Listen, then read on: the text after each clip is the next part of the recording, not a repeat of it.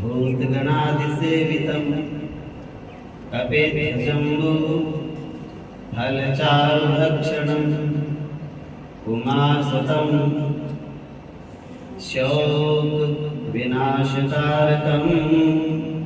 नमामि विघ्नेश्वर पादपङ्कजं। नमो देव्यै महादेव्यै शिवायै सततं नमः। नमः प्रकृतिभद्रायै नियतः प्रणतः स्मताम्। श्री गणेश अम्बा सद्गुरु चरणकमलेभ्यो नमः।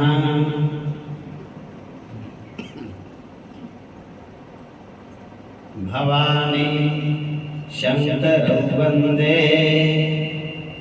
श्रद्धा विश्वास रूपिणौ याभ्यां विना न पश्यन्ति सिद्धः स्वान्तः स्थमेश्वरम्। कर्पूरगौरं करुणावतारं संसारसारं भुजगेन्द्रहारं सदा वसन्तं हृदयारविन्दे भावं भवानी भवं भवानी सहितं नमामि। बोलिए भवानी शंकर भगवान की। सर्वसिद्ध बाबा श्री रंगपुरी जी महाराज की। सद्गुरुदेव भगवान की। श्री शिव महापुराण की। नमः पार्वते पते हर हर महादेव। परम मंगलमय परात्पर अखिलेश्वर अकारण करुणा सिंधु मां पार्वती सहित भगवान भोलेनाथ आप सबके हृदय में विराजमान हैं।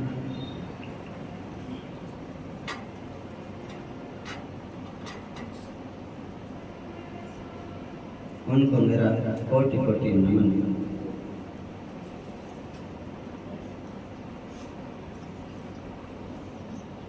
शिव महापुराण की कथा में कल आपने श्रवण किया। दान कैसे करना चाहिए, कौन कौन से दान सर्वोत्तम हैं। तो सबसे पहले बताया अन्न का दान। दूसरा किसी को भक्ति में लगाना, मंदिर से जोड़ दो, कथा से जोड़ना, बहुत ऊंचा दान है, एक पैसा लगता नहीं। किसी को आप कथा में ले आओ, आपका क्या लगता है। किसी को आप मंदिर से जोड़ दो, रोज मंदिर जाया करो भैया। मित्र प्यारा रिश्तेदार कोई भी है, मंदिर तो सबके गांव में है। उनको इतना ही बोलो, आपके आस पड़ोस में जो भी मंदिर है भगवान जी का, उसमें जाओ जाओ भगवान के ही मंदिर में, बिना भगवान वाले में नहीं। जो वैदिक सनातन पंच देव हैं उनकी मैं बात हो रही है, जिसमें गणेश भगवान, सूर्य नारायण, दुर्गा मैया, शंकर जी और नारायण कृष्ण राम, ये होते हैं हमारे सनातन के भगवान और इनके अवतार। उसके अलावा किसी देवी देवता की जो इनमें नहीं आते, इनके अवतारों में नहीं आते, या वेद में जिनका नाम नहीं, पुराणों में जिनकी कथा नहीं, उनकी तो मूर्तियां मंदिरों में स्थापित नहीं करनी चाहिए। वेद में नाम नहीं, पुराण में नाम नहीं, तो भगवान कहाँ से आए हैं? उनके अलावा तो वही होते हैं जो हमारे पितृ देवता हैं। उनको मानो अपने घर में, अपने खेत में, जहाँ आपका मन करे वहाँ उनका स्थान बना सकते हैं पितरों के। अमावस्या के 14 के दिन, अमावस्या के दिन, जिस दिन की आपकी मान्यता है शुरू से, उसी दिन उनको मानो और अन्य उलझन में नहीं पड़ना, किसी के बातों में नहीं आना, किसी के जाने के और किसी के तुम्हारे तो भूत पड़ोसियों के घर में चले गए और पड़ोसियों वाले तुम्हारे में आ गए, इन उलझनों में नहीं रहना। भैया हमारे घर में तो भगवान शिव बैठे हैं, अब आएगा तो कोई उनको मिलके चले जाएंगे, हमें तो परवाह नहीं। भूतों के मालिक हमारे घर में बैठे शंकर जी, कृष्ण जी, राम जी, दुर्गा मैया, गणेश भगवान, रिद्धि सिद्धि नौ निधि के मालिक, हनुमान जी बैठे हैं सोटा लेके। हाँ, भूत पिशाच निकट नहीं आवे, महावीर जब नाम सुना है। ऐसा अपने विश्वास को दृढ़ रखो। और मेरे को तो निवेदन है, यहाँ आके मेरे को तो ऐसा भी कभी मत बोलना कि हमारे घर में तो जी कुछ हो पूरी कराई और आप काट ना। मैं तो एक ही बात मानता हूँ, जो मंदिर में आ गया उसके घर में ओपरी है ही नहीं। और बार बार मेरा सिर खाए ओपरी पराई मेरे को ही सुनाए, इससे हमारा भी समय खराब होता है और आपका भी दिमाग खराब होता है। ओपरी की बात मंदिर में नहीं करनी। यहाँ तो एक ही बात कहो कि हमारे घर में भगवान है जी, उनकी पूजा कैसे करें जिससे हमारे घर में सुख शांति आ जाए। आपके घर में ठाकुर जी विराजमान है, आपके घर में जोत लगती है भगवान जी की, आपके घर में पितरों की मान्यता हो रही है, आप सारे तीज त्योहार तिथि वार व्रत सब कुछ करते हो, फिर ये मन में उलझन क्यों बांध रखी है कि हमारे घर में तो किसी ने कुछ करा रखा है? ये बात सुन के मेरे को दुख लगता है। ये आदमी रोज मेरे पास आता है और आज तक इसके मन का ये वहम मिटा नहीं कि हमारे घर में कुछ है ही नहीं भगवान के सिवा। हमारे घर में तो केवल भगवान है। हाँ, उनकी पूजा में हमसे कोई भूल चूक रह जाती होगी, वो आप समझा दो कैसे करें, वो हम बताएंगे। एक बार नहीं 100 बार बताएंगे, 1000 बार बताएंगे। नाम जाप कैसे करना चाहिए, सेवा कैसे करनी चाहिए, सुमिरन कैसे करना चाहिए, प्रसाद भोजन का भोग कैसे लगाना चाहिए, आरती कैसे करनी चाहिए, भगवान के वस्त्र कैसे बदलने चाहिए, भगवान को जगाना सुलाना कैसे चाहिए, सब चीज हम सिखा देंगे। ऊपरी की बात में यहाँ नहीं करना। भूत प्रेतों की बात नहीं। सबसे बड़े भूत तो तुम ही हो जो भूतों की बात करना छोड़ते ही नहीं। भूत कोई बुआ का बेटा लगता है जो उसकी बात बार बार दोहराते हो। नहीं करेंगे उसकी बात, भगवान की बात करो, घर में भगवान आएंगे। दोहराने नहीं बात। और भूत प्रेतों की बात करने वाला और उसके संकट कटाने वाला मेरे पास ना आवे। मेरे को भीड़ की जरूरत नहीं। भूत प्रेतों वाला बाबा मैं नहीं, ना मैं छोड़ता ना मैं किसी के निकालता। मैं तो भगवान के भक्त हूँ, भगवान जी की कथा सुनाता हूँ, भगवान की भक्ति सिखाता हूँ। भगवान को आप मिलना चाहते हो तो आइए, आपका स्वागत है। किसी के भी घर किसी ने भी बोलना नहीं मेरे पास आके कि उनके घर का संकट हमारे घर में आ गया, हमारे घर का संकट उनके घर में चला गया। ना, अगर इस बात में विश्वास हो कि जो यहाँ आता है भगवान के दरबार में, उनके घर में संकट है ही नहीं, हो सकता ही नहीं।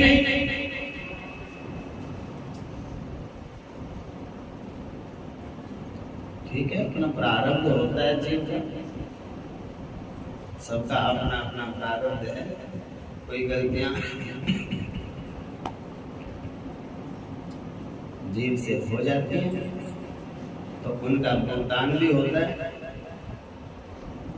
जो हम कर्म करके आए हैं पीछे,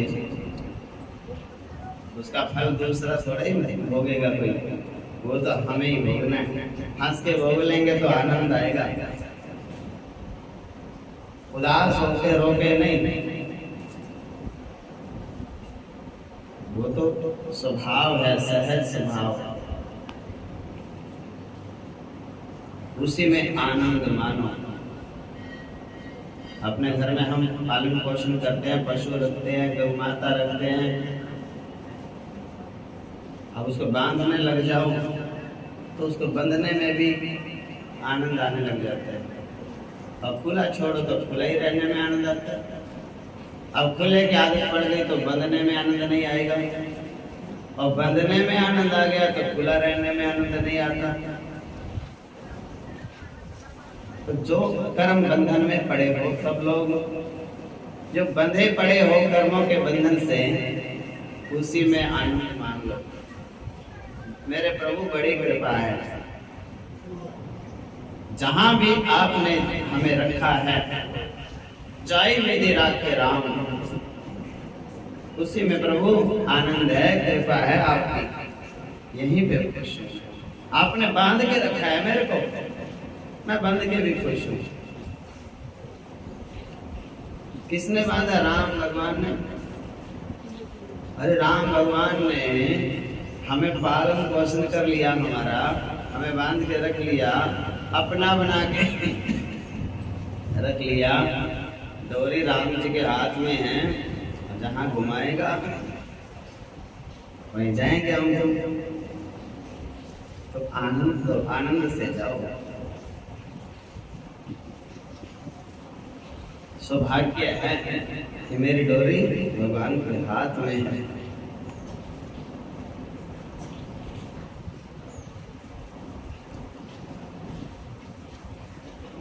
तो क्या बताया?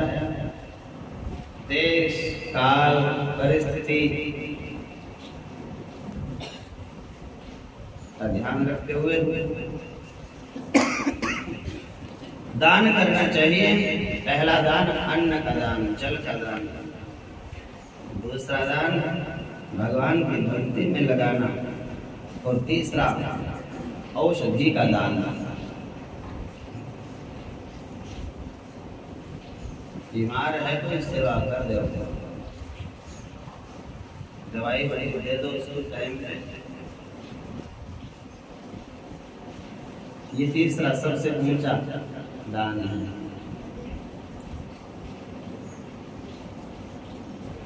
बारह वस्तुएं हैं ऐसी जो दान के लिए बहुत पवित्र होती हैं। इनके बाद तीन दान सर्वोत्तम है: अन्नदान, ज्ञान दान, अच्छे संस्कार सिखाना बच्चों को, खास करके अपने सखी सहेली मित्रों को।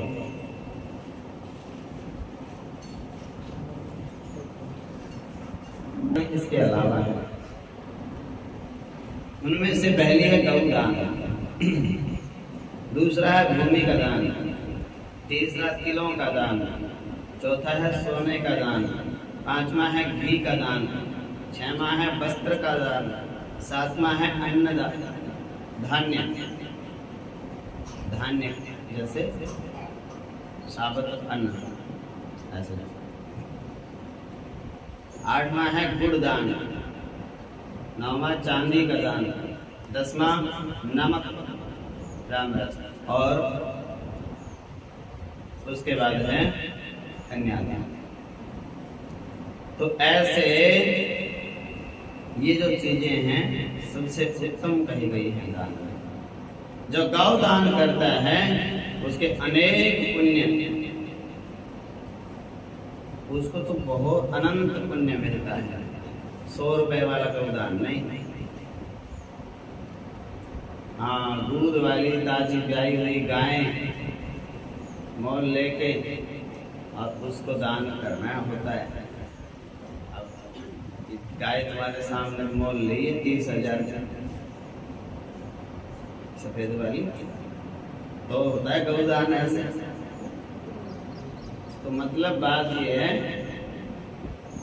गौदान दान करो तो ढंग से करो। बोले जी ये 100 रुपये हमारे भी गौदान के और 150 रुपये ये शिव पुराण की कथा के। ऐसे नहीं होती कथा और ऐसे नहीं होता गौदान। वो तो पूरा विधि विधान से ही होता है। हिसाब लगाना पड़ता है कितना काम है, कितना व्यवस्था है। तो गाय का पुण्य कैसे होता है? गौ माता जहां आपने दान कर दी, जिसके घर में जाएगी, खेत में जाएगी, जहां गोबर करेगी, जहां वो गौमूत्र करेगी, और तो वो उसके खेत में गिरेगा। इससे भूमि का पाप तो खत्म हो जाएगा। जहाँ गौ का गोबर से और गौमूत्र से छींटा दे दिया जाता है, गौ गोबर से लीप दिया जाता है, उस घर की भूमि पवित्र हो जाती है, तीर्थ के बराबर हो जाती है। किसी को वहम भी हो जाए ना कि हमारे घर में कुछ सुख शांति नहीं है, और कोई ऐसा बहका देवे कि भैया ये तो घर बेचना पड़ेगा, ठीक नहीं है, उसको एक बार गौ के गोबर से शुद्ध कर लो, बस तीर्थ बन गया वो। फिर किसी की बातों में आना ही नहीं। गौमूत्र का छिड़काव कर लो और यहाँ से ले जाना नहीं हो। बोलो जैसे कृष्ण। हाँ, तो मतलब है वो पवित्र हो गया, वो तीर्थ बन जाता है। और जहां जहां उसके दूध, दही, घी गौ माता का जिनके दान आपने कर दी, और अब सामने वालों के घर में उसका दूध, दही, घी होगा, तो आपके काया के पाप, वाणी के पाप और मन के पाप तीनों नष्ट हो जाते हैं। इससे दूध से काया के दूध गौदान हो गया, तो दूध का भी दान आपका हो गया। गौ में ही दूध है, गौ में घी भी है, उसमें तो दही भी है, सब दान आपके तो लग गए। एक दान किया आपने गौदान, आपके सारे दान लग गए उसके साथ में। देखो, काया के पाप, वाणी के पाप, मन के पाप तीनों नष्ट हो गए। दूध से तो काया के पाप नष्ट हो जाते हैं, और दही से वाणी के पाप नष्ट हो जाते हैं, और घी से मन के पाप नष्ट हो जाते हैं, जैसा शिव पुराण में लिखा है। सुनो ध्यान से, भगवान व्यास जी कह रहे हैं इन सब दानों में फिर एक दान सबसे उत्तम दान है भूमि का दान, जमीन का। वो जमाना था लोग भूमि का दान करते थे। ये सारी जितनी भूमि है ना, सबको अच्छी तरह से पता है। भगवान परशुराम ने सारी भूमि जीत ली, विजय प्राप्त कर ली, क्योंकि भगवान थे, उन्हीं की तो है ही। लेकिन सुनो, वो संत थे, वो ऋषि थे, वो अवतारी थे, वो त्यागी थे, वो कभी राजगद्दी पे नहीं बैठे। भगवान थे और समर्थ थे, लेकिन राजगद्दी पे बैठे नहीं। सारी भूमि उन्होंने राम भगवान को दे दी। लो भैया, अब मेरे को पता चल गया कि आप इसकी रक्षा कर सकते हो, आप राज के लायक हो, राम राज आना चाहिए। और राम भगवान ने फिर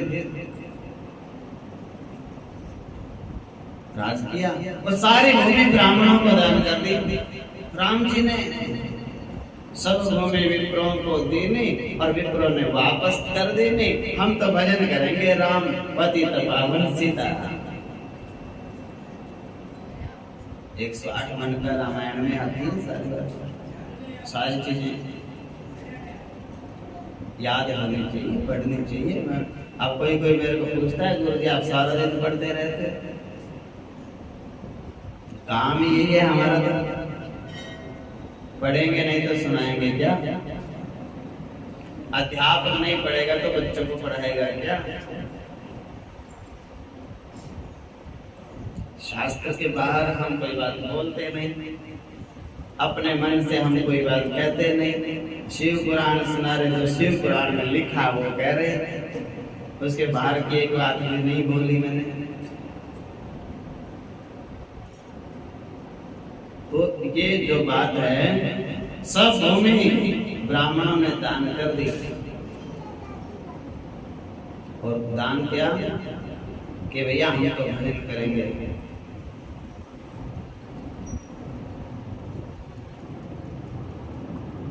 और वो लोग थे जो भूमि को दान करते थे।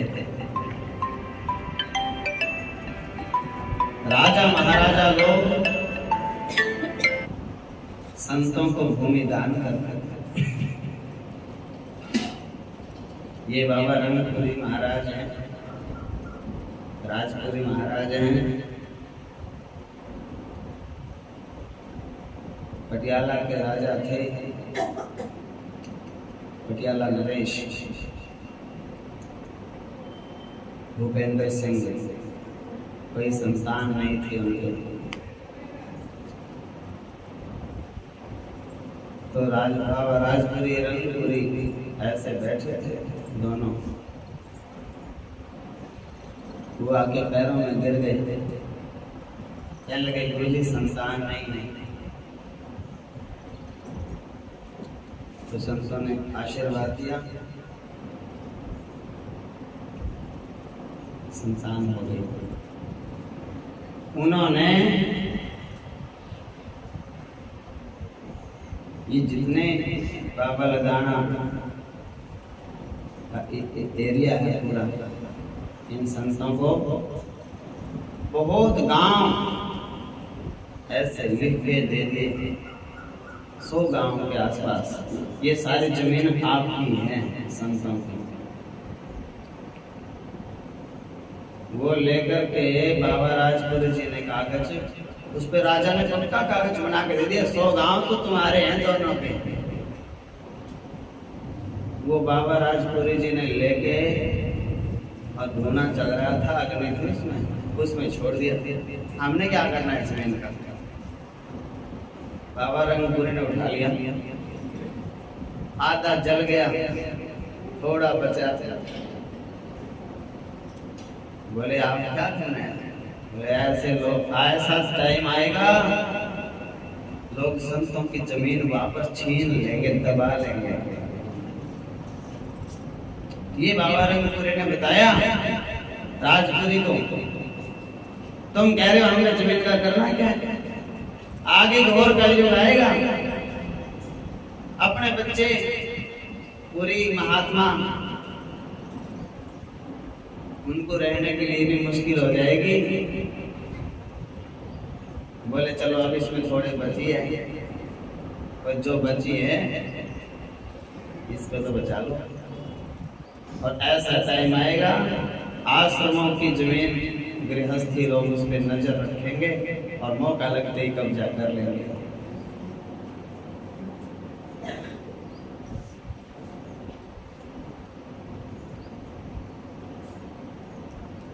जहां कहीं भी एक जगह भी सार्वजनिक छोड़ेंगे नहीं, सब जगह पे कमेटियां बन जाएंगी, शमशान को भी नहीं कोई छोड़ेगा। हाँ, कोई सोचे भी शमशान घाट भी, वहां भी कमेटी संतों के विरोधी हो जाएंगे।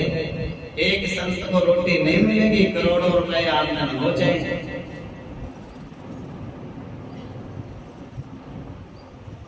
और संतों को बैठने के लिए, संतों के ही आश्रम में एक रात काटने के लिए जगह नहीं मिलेगी। संतों को तो चोर बताएंगे लोग, ऐसा सुनाएगा। और यहाँ हो रहा है, संतों के सारे डेरे कब्जा हो गए। अपने गांव में गैबनाथ जी में कोई संत नहीं है, ना संत को रोटी, ना संत को सोने का।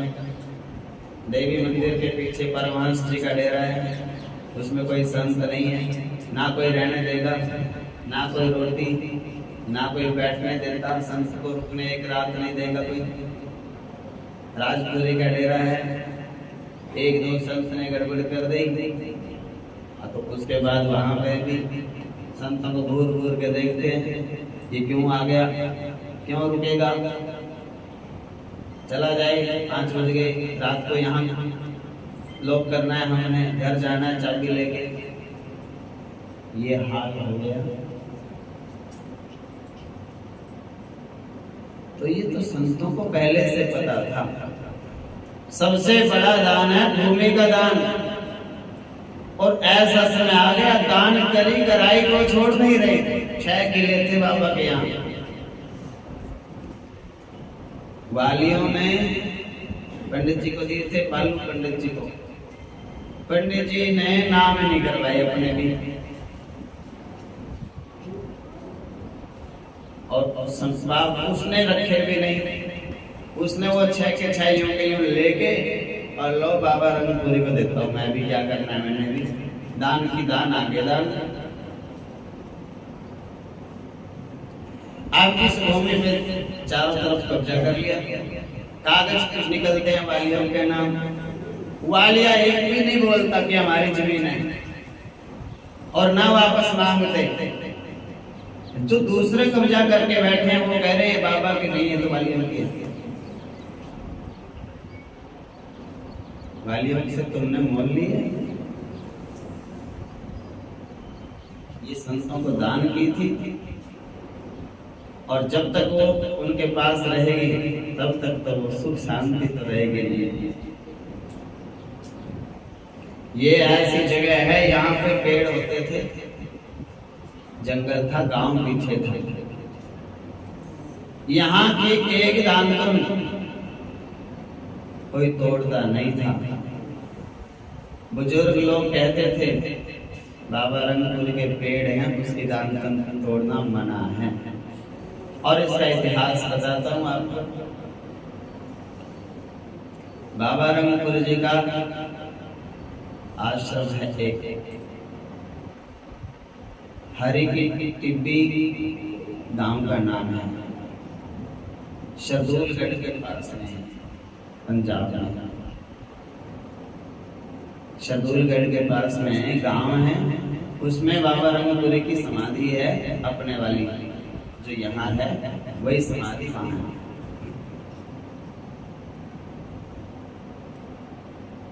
तो पाकिस्तान से रिफ्यूजी लोग आए थे, जब उस गांव में रुक गए, वहां रहने लगे। भैंसें थे उनके पास, हरि सिंह नाम था उसका। सरदार थे, रिफ्यूजी थे, शरणार्थी थे। खूब उनके पास बहुत सारी भैंसें थी। एक वहीं पे पेड़ था कैर का। बाबा रंगपुरी वहां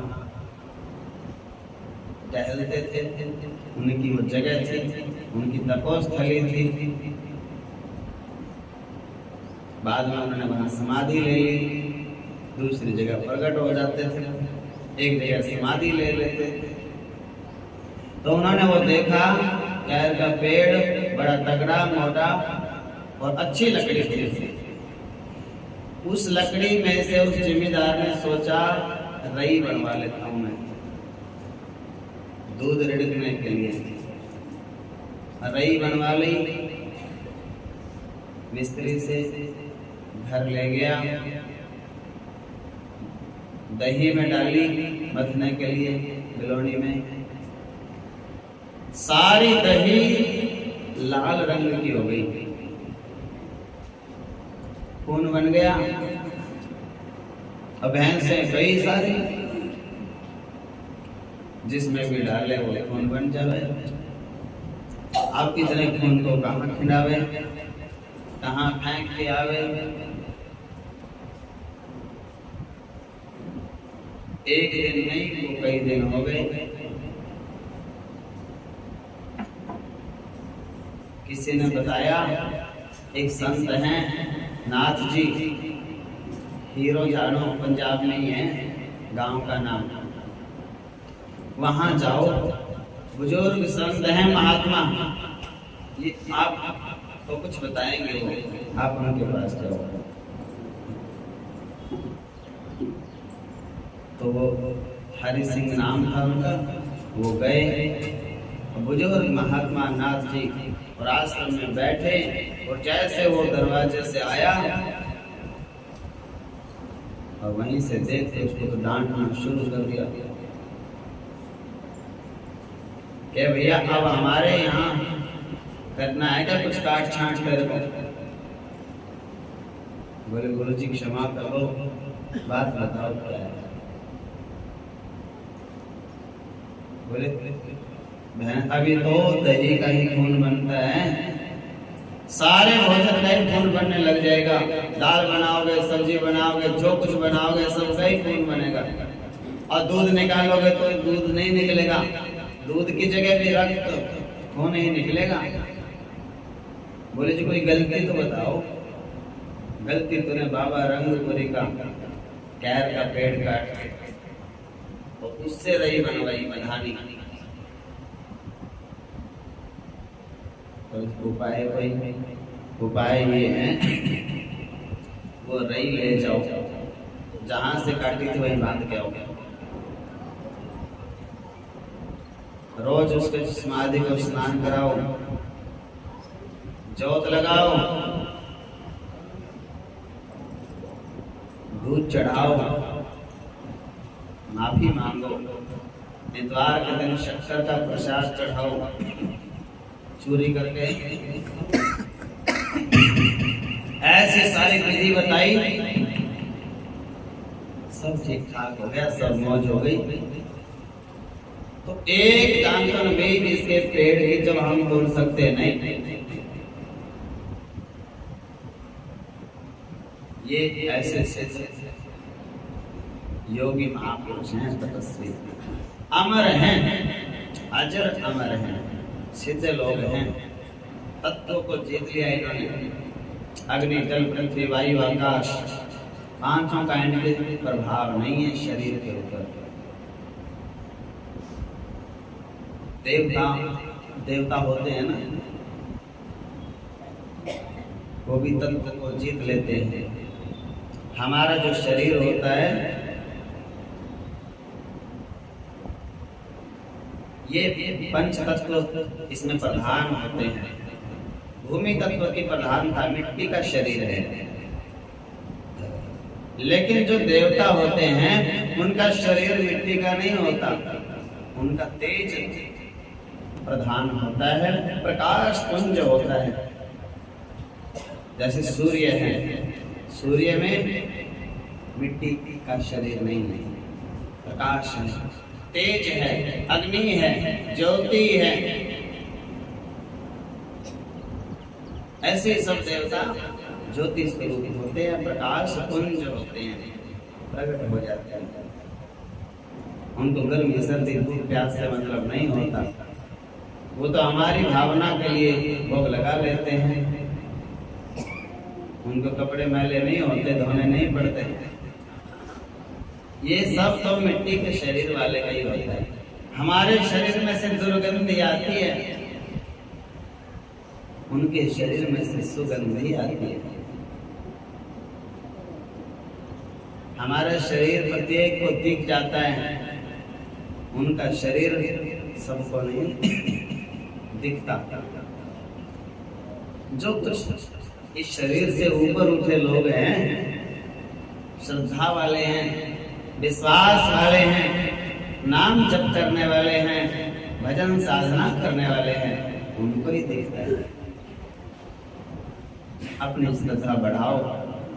ऐसे तपोभूमि पे आप बैठे हो, ये कुरुक्षेत्र की धर्म क्षेत्र है, कुरुक्षेत्र ये सिद्ध स्थल सर्व सिद्ध बाबा शरण गुरु जी महाराज।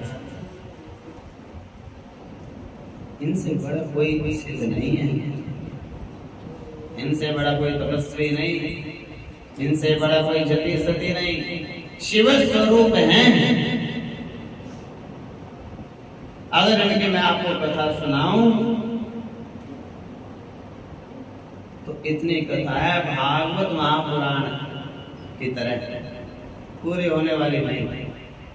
सुनते ही जाओगे तुम, और कभी मौका लगा तो सुनाएंगे पूरी कथा श्रृंगगिरी बाबा जी की। मैंने बहुत प्रयास किया है, बहुत मेहनत की है। रंगपुरी जी के सब आश्रमों में मैं गया, यहाँ के लोगों ने बिल्कुल कभी मेहनत नहीं की। इस डेरे के अलावा जानते नहीं इस गांव के लोग दूसरा कोई रंगपुरी का आश्रम, जरूरत नहीं समझते। इसमें भी आना कम हो गए। प्राचीन बुजुर्ग सब आते थे पुराने समय के, लेकिन नए बच्चों को इसका ज्ञान नहीं। अब तो जहाँ चमक दमक ज्यादा है, दिखावा ज्यादा है, ढोल ढमाके ज्यादा है, वहीं जाना पसंद करते हैं। सिद्धों का, संतों का तो ज्ञान है नहीं, और जिनको है वो देते नहीं। यहाँ के बिना कोई काम इस गांव का तो सफल होता ही नहीं।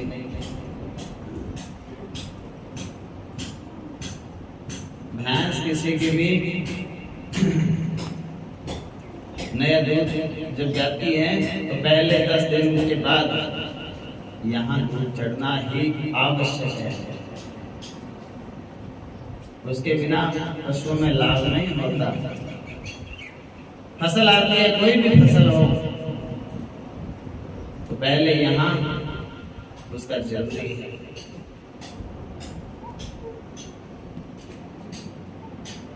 बच्चा किसी के घर में जन्म ले रहे, जब बच्चा 1.25 महीने का हो जावे, इसके चरणों में लेके आना, उसको शीश झुकाना परम आवश्यक है।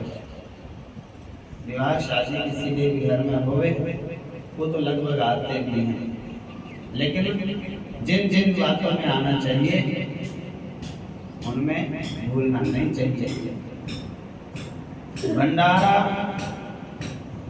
कन्या जमाना, जन्मदिन मनाना, पार्टी करना, कुछ भी प्रोग्राम घर में खुशी का कर रहे हो, यहाँ प्रसाद जरूर भेजना चाहिए। भोग लगेगा इनका, बाद में घर वाले भोग लगाएंगे। भूल जाते हैं ऐसे ऐसे बातों को। और रविवार के दिन गुड़ शक्कर का तो यहाँ महत्व है ही, लेकिन नहीं पता आपको। इतवार के दिन शक्कर चढ़ाओ, गुड़ चढ़ाओ, ये बहुत जरूरी है। यहाँ का महत्व है। यहाँ के एक भक्त जी थे, और वो गुड़ लेके आ रहे थे अपने गड्ढे में। गाड़ियां, बैलगाड़ियां होती थी, तो वो गुड़ से भरा हुआ और आ रहे रास्ते में, और मार्ग में तो वो उसका टूट गया गाड़ी का, और वहीं में रुक गई। वहीं बैठे बैठे उसने याद किया, हे बाबा रंगपुरी महाराज, इसको घर तक पहुंचा दे और 5 किलो की एक गुड़ की भेली ताजी पहले आपको चढ़ाऊंगा और बाद में अपनी गाड़ी तो मैं बाद में खाली करूंगा। और बाबा रंगपुरी महाराज को तो देर लगी नहीं, वहीं पे उसका कंधा लगाया, ऐसे निकाली और उंगली लगाई और घर तक छोड़ के गए। और जब घर पहुंच गया, बैल निकल गए, गाड़ी छोड़ के बाबा रंगपुरी तो तेज स्वरूप हैं, यहाँ आके अपने आसन पे बैठ गए। आसन पे बैठे तो वो जो व्यक्ति था भगत जी, नाम नहीं बताऊंगा मैं, यहीं का नाम बताना ठीक नहीं होता, तो मतलब क्या है, 2.5 किलो गुड़ और पुराना सड़ा हुआ तो घर में से उठा के ले आया। 5 किलो बोला था, ताजा बोला था, 5 का तो 2.5 ले आया और सड़ा हुआ घर में बह गया था जो गुड़, वो ले आया। आके बैठा, अब बाबा जी तो यहाँ बैठे, उस टाइम तो थे वो, कहने लगे भगत जी, ऐसे हाथ जोड़ के बैठा नीचे, ये उंगली देख रहे हो? बोले हाँ जी, अभी तक तो छीली पड़ी है, और ये देखो कंधा, तेरी गाड़ी को मैं दूर छोड़ के आया घर तक, और तू सड़ा हुआ 2.5 किलो गुड़ लेके आ गया। लंबा पड़ गया, माफ करो गुरु जी। आपको कैसे पता लगा गुरु जी, मैंने 5 किलो बोला था? अरे मूर्ख आदमी, तेरी गाड़ी को तूने याद नहीं किया मेरे को वहां पे? बोले जी याद किया था। तो तेरी गाड़ी को मैं घर तक छोड़ के आया कि नहीं छोड़ के आया? बोले जी आपकी कृपा से चली गई, पर मैंने सोचा ये गुड़ पुराना पड़ा है, ये घर में तो काम आता है, चलो मंदिर में ही।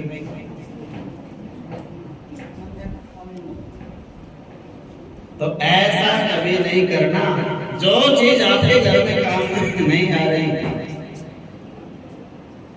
मंदिर वालों को बीमार करोगे क्या? वो तो किसी को भी नहीं देनी चाहिए। घर में जो चीज बरत रहे हो वही चीज तो अशुद्ध और पवित्र हो तो मंदिर में लेके आओ। अशुद्ध है, अपवित्र है, झूठी सूची है, तामसिक वस्तुएं हैं, नहीं लेके आनी चाहिए मंदिरों में।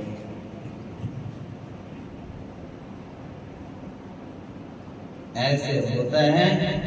ये रविवार के दिन गुड़ का, शक्कर का, चूरमे का इनका भोग लगता है बाबा रंगपुरी। हम बताते कभी नहीं, इतने सालों में मैंने कभी बताया नहीं। कोई ये ना सोचे भाई गुरु जी तो शक्कर घी खाने के चक्कर में है, ना ना ना। हाँ, या मौके की बात है, आज बात चली तो याद आई। मैंने तो कभी कथा भी नहीं सुनाई, और मौके पे बात याद आई तो कथा सुनाई। तो ऐसा बताया, आज इसमें आया गुड़ का दान लिखा सामने, तो वो बात अचानक से याद आई। तो सबसे बड़ा दान बताया, फिर उसके भूमि का दान। भूमि दान को अक्षय दान कहा गया है। कैसा दान है? भूमि का दान का फल कभी समाप्त नहीं होता, मिलता ही रहता है। वो क्यों? वो आपने भूमि दान कर दी, अब उस वो भूमि रोज अन्न देती है। वो जब तक अन्न देगी तब तक वो आपका ही अन्न है। जिसने भूमि का दान किया उसी का अन्न दान होने लग रहा है, अपने आप हो रहा है उसका अन्न दान। उसमें से जल निकलेगा, जल का भी दान हो गया। तो इसलिए भूमि दान करने वाले को अनंत काल तक अन्न दान का भी पुण्य प्राप्त हो जाता है। इसलिए उत्तम कृषि योग्य भूमि दान करनी चाहिए। अलग अलग देवी देवताओं की श्री विग्रह जो होते हैं उनका भी लक्षण बताया गया है। भोग का वर्णन किया है, कितना भोग लगाना चाहिए। कोई कोई बुढ़िया ऐसी मैया होती है, 2.5 दाने मिश्री के लेगी और भगवान जी को लो, भगवान जी बस खुश हो जाओ। ऐसे नहीं, भोग का वर्णन कितना भोग लगाना चाहिए। देवताओं के द्वारा जो स्थापित भगवान के शिवलिंग हैं, जैसे स्थानेश्वर महादेव, उनको 3 किलो से कम भोग लगता नहीं मीठा। 3 शेर लिखा हुआ है, पुराना है ना। तो 3 शेर से कम भोग नहीं लगता। बोलो जय श्री कृष्ण। मैं किसी कोई पूछता है मेरे को, साल में एक आधा आदमी आता है, भाई कितना लेके आवे, फिर मैं खुश होकर बताता हूँ उनको, हाँ भैया प्रांत भर के लाना, थोड़ा बहुत है नहीं, क्योंकि मेरे को पता है मैं पढ़ता हूँ ये 3 शेर लिखा है तो मैं 5 शेर से जरूर बनवाता हूँ अगले से। और मेरा परिवार भी बड़ा है, एक आता है। बोलो जय श्री कृष्ण। और कम ले आए, मोड़ता कभी नहीं हूँ, लेके बांटता नहीं हूँ, लेके चुपचाप रख लेता हूँ। अभी ये थोड़ा है, ये इतने लोगों में नहीं, अभी इसमें कल हम इतना और मिलाएंगे फिर बांटेंगे। हम मोड़ दिया या इसको कह दिया कि इतना और लेके आओ, अभी तक इतनी श्रद्धा नहीं है उनमें कि गुरु जी की बात को टालना नहीं, तो बुरा मान सकता है। हमारा तो हिसाब किताब तो 1 डिब्बे का था, गुरु जी तो 3 डिब्बा मंगवा रहे हैं। तो हम तो लेके रख लेते हैं, एक दूसरा ले आएगा, कोई एक और ले आएगा, कोई 3 हो जाएंगे तो बांट देंगे। बोलो जय श्री कृष्ण। तो 3 शेर नैवेद्य मीठा का भोग लगाना आवश्यक है। अच्छा, स्वयंभू शिवलिंग है। स्वयंभू कौन से हैं? खटवांगेश्वर महादेव, स्थानेश्वर महादेव। इनका लिखा है 5 शेर से कम का भोग नहीं लगता। अरुणाई वाले और खडालवा वाले भगवान है जो शंकर जी, ये स्वयं अपने आप प्रकट हुआ कोई भी शंकर जी हैं। तो शिव पुराण कहता है 5 किलो से कम तो भोग लगाते नहीं हम।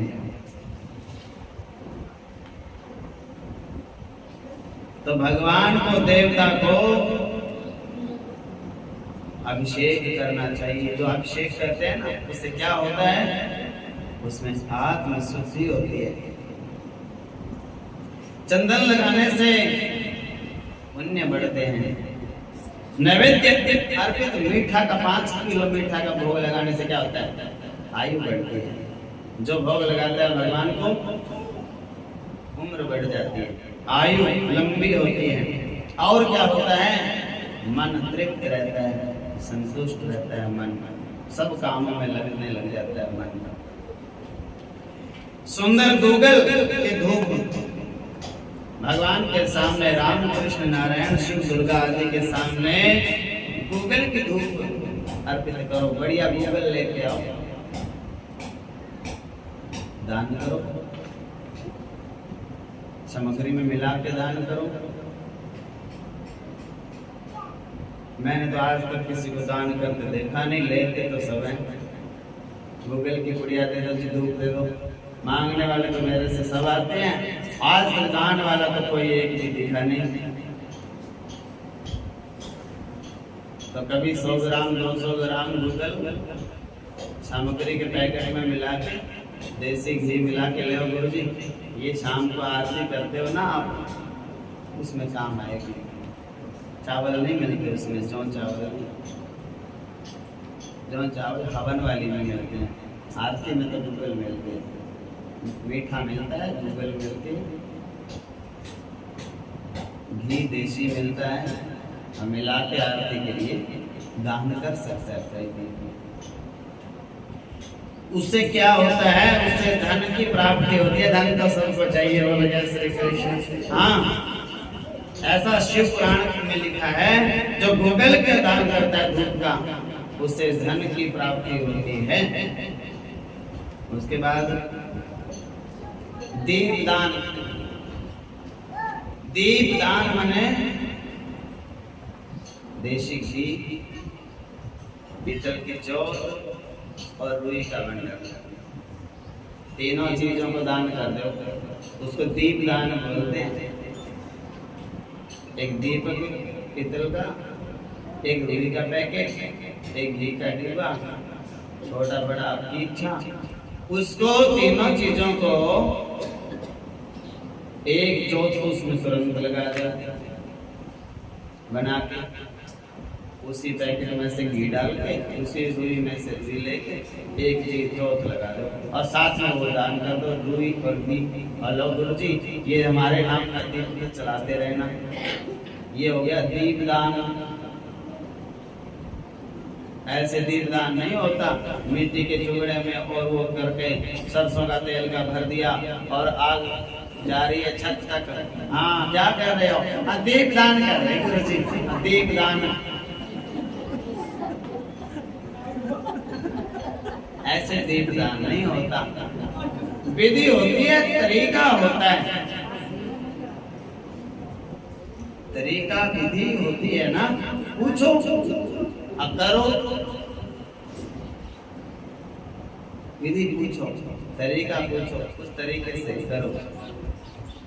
ऐसे होता है दीपदान। ऐसे दीपदान करने से क्या होता है, ज्ञान की प्राप्ति हो जाती है, भगवान का ज्ञान हो जाता है हृदय में।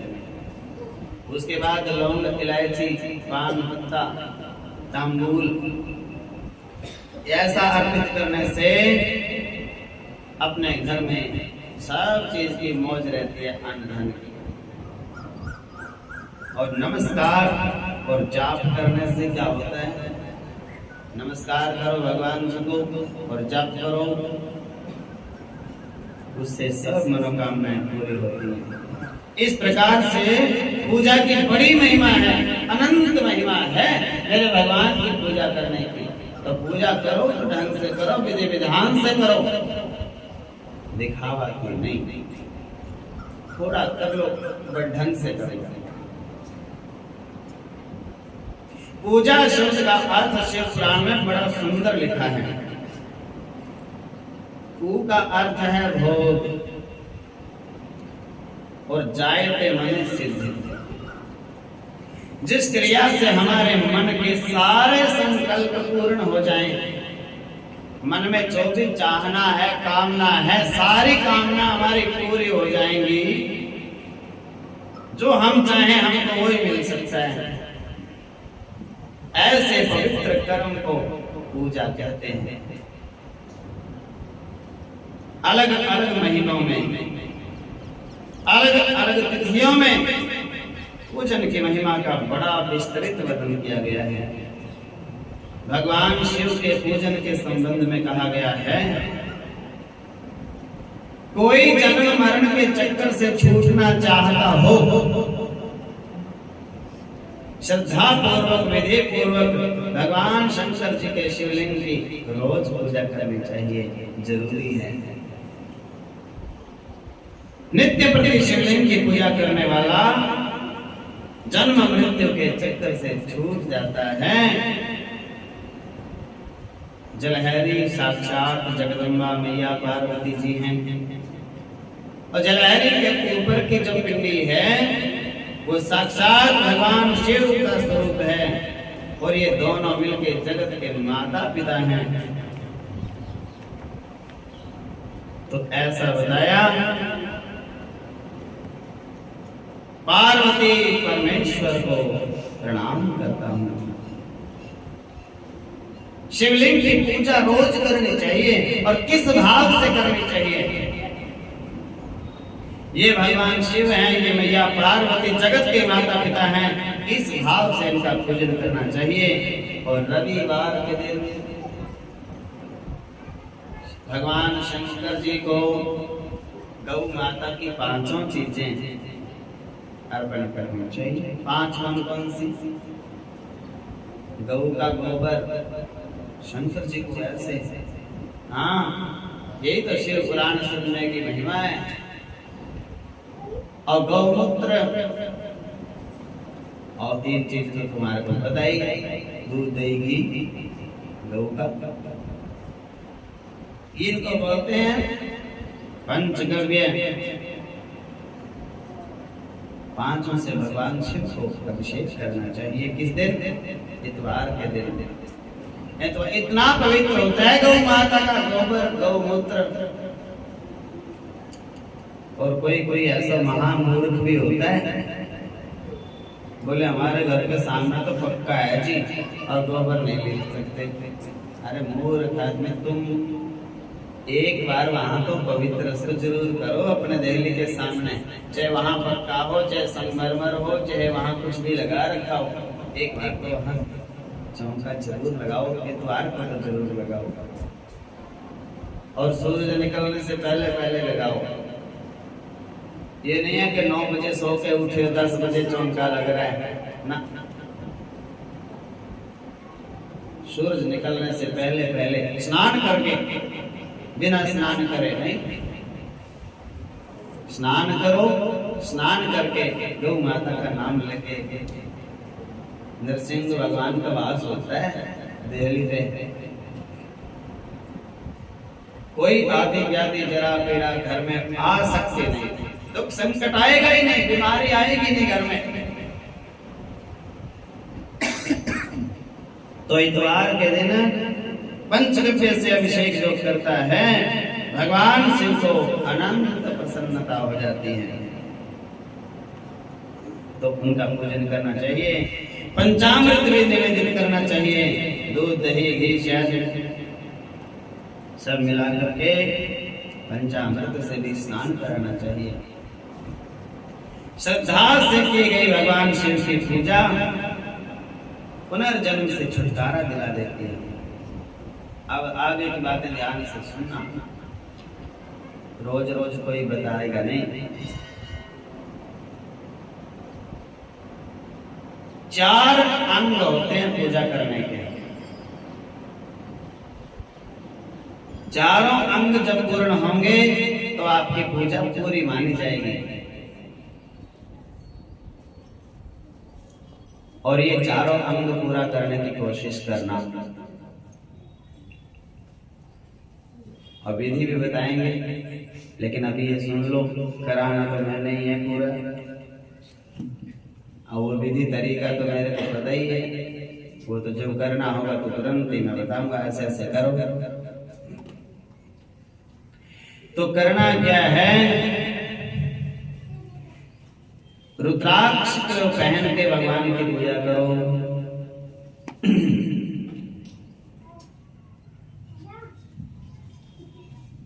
जब पूजा करने के लिए बैठे तो रुद्राक्ष धारण करके भगवान शिव को पूजा करनी चाहिए, क्योंकि वो भगवान शिव की पूजा का एक अंग है। भगवान शिव कहते हैं वही आए पूजा करने के लिए आगे जिसके गले में रुद्राक्ष हो। रुद्राक्ष माने भगवान शिव का गण। जिसके गले में रुद्राक्ष है वो शिव का गण है। उसको भगवान शिव को गणेश जी के समान, कार्तिकेय के समान प्यारा हो जाता है वो व्यक्ति जिसके गले में रुद्राक्ष होता है। ऐसा शिव पुराण कहता है। पूजा कोई करें कभी भी शंकर जी की तो गले में रुद्राक्ष पहन के ही करें। दूसरा अंग पूजा करना। विभूति होती है ना, जो बाबा रंगपुरी के धोने की विभूति, भस्म, हवन किए हुए कि हवन कुंड, हवन हुआ था ना आज किसी के घर में, तो ऐसे हवन किसी के घर में हो जाए, उसकी जो सफेद रंग की विभूति होती है, देखो ढाक की जो लकड़ी होती है ना, आप उससे हवन करो। ढाक की लकड़ी होती है भगवान शिव की, शांति हो जाती है घर में, सुख शांति आएगी। ढाक के पेड़ लगाओ जरूर, और हवन कभी भी कराओ तो ढाक के पेड़ की लकड़ी से कराओ। ढाक के पेड़ जरूरी है, और उनकी जो विभूति बनती है ना हवन की, वो बाद में वो सफेद रंग की होती है, बिल्कुल सफेद, और उसको विभूति को छान के अपने घर में ही रख ले। कुछ लोग रखते ही नहीं, पूरी को प्रवाहित कर आते हैं। ना ना ना, हवन हो गया और वो ठंडी हो गई, उसको ऊपर से उठाओ, छानो, धूल मिट्टी कंकर रहता उसमें ना हो, और अपने घर में रख लेना। आटा छलने से छान के घर में रख ली, वो भस्म है। तो भगवान शिव कहते हैं भस्म को मस्तक पर लगाने से आपकी पूजा शिव की आदि हो गई। 4 हिस्से पूजा के बताए, चौथा हिस्सा तो पूजा हो गई आपके रुद्राक्ष पहनने से। और विभूति लगाई, ये विभूति है, ये हमने लगा रखी है ना, ये भस्म है, रोज लगाते हैं आपके सामने। ये गोपी चंदन नहीं है, ये विभूति है, शिव की काशी से आती है। ये लगा ली और रुद्राक्ष पहन लिया, आधी पूजा तो हो गई शंकर जी की। अब रह गई आधी। तो तीसरा अंग होता है भगवान शिव का मंत्र जाप शुरू कर दो। शिवाय नमः, शिवाय नमः, शिवाय नमः, शिवाय नमः, शिवाय नमः। और जो वेद पाठी होते हैं, ब्राह्मण होते हैं, वो ऐसे बोले नमः शिवाय, नमः शिवाय। अब बात एक ही है, अंतर कुछ है ही नहीं। शिवाय नमः, नमः शिवाय एक मंत्र है, एक नाम महामंत्र है, इतना अंतर है। एक वेद का मंत्र है, वेद का मंत्र है नमः शिवाय, और नाम महामंत्र है शिवाय नमः। इनको ऐसे जाप करो। 3 हिस्से पूजा हो गई, जाप किया, तिलक भस्म का हो गया, और रुद्राक्ष धारण कर लिया, 75% तो पूजा हो गई। और पूजा करने से बाकी जो पूजा है शंकर जी की, उसको पूजा को पूरी करने से चौथा अंग पूरा हो जाता है। अब लोग ना तो भस्म लगाएंगे, ना जप करेंगे, और ना रुद्राक्ष धारण करेंगे, और खाली शंकर जी की पूजा करेंगे, तो चौथा हिस्सा फल मिलता है। बोलो जय श्री कृष्ण। पूरा फल प्राप्त करने के लिए चारों अंगों से पूरी पूजा करनी चाहिए, ऐसा शिव महापुराण में बताया गया है। बाकी विचार कल सुनाएंगे। नमः पार्वती पते हर हर महादेव।